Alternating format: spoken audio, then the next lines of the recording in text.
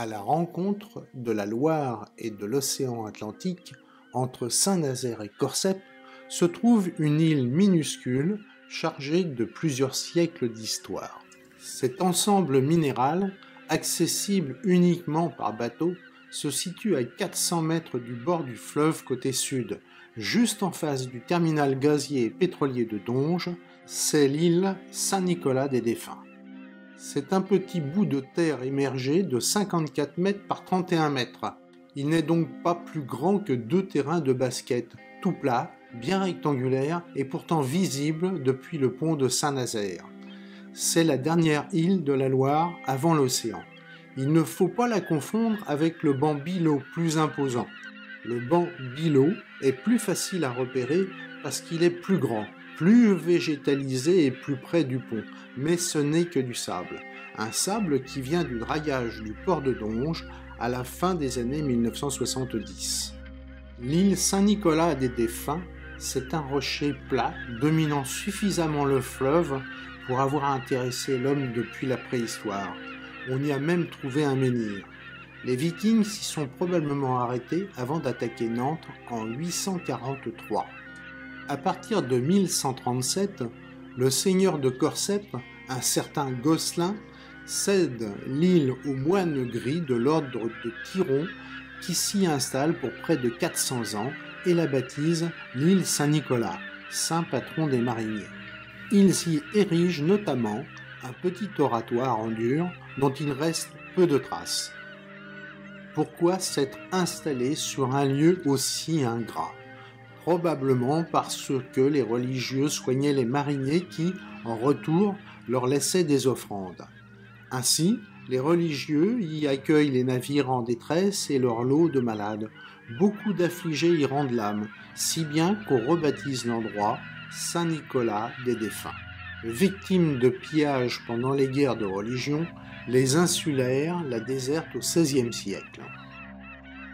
En 1653, année de la grande recrue de Maisonneuve, le bateau Saint-Nicolas de Nantes quitte le port de Saint-Nazaire pour la Nouvelle-France et Montréal avec, à son bord, une centaine de futurs colons. Malheureusement, l'embarcation prend l'eau, ce qui force l'équipage à faire demi-tour.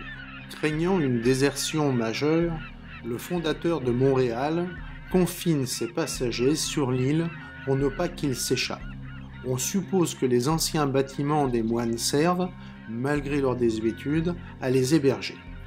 Bien que controversée, cette séquestration aura, en bout de ligne, certainement sauvé Montréal et peut-être même la Nouvelle-France.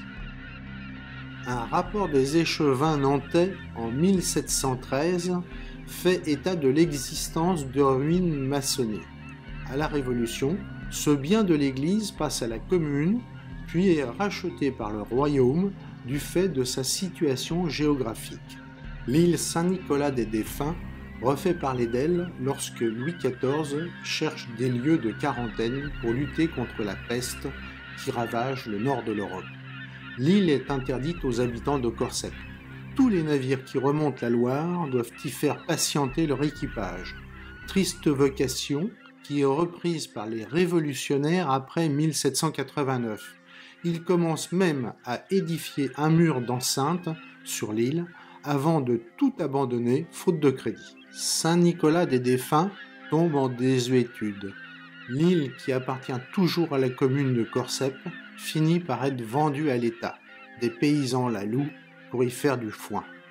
Autour des années 1820, un grandiose projet de lazaret, établissement de quarantaine, est retenu.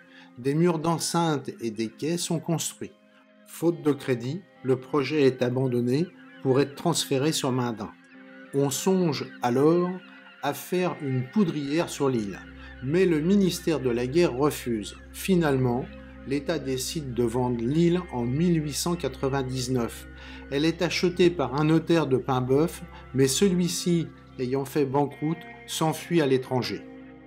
Finalement, un ingénieur des ponts et chaussées de Paimboeuf, M. Lapeyre, achète le site en 1933, mais n'en profitera pas car il décède la même année. Sa fille est actuellement la propriétaire de ce petit havre de paix et d'histoire. L'île Saint-Nicolas-des-Défunts est un des rares endroits de l'estuaire à être totalement resté sauvage, et de nombreux oiseaux viennent y nicher au printemps avec l'assurance de ne pas être dérangés. Sans être accessible, l'île reste un bel objectif de promenade. Par temps sec, la balade le long de la Loire entre Saint-Brévin et Corsept permet de s'en approcher un peu.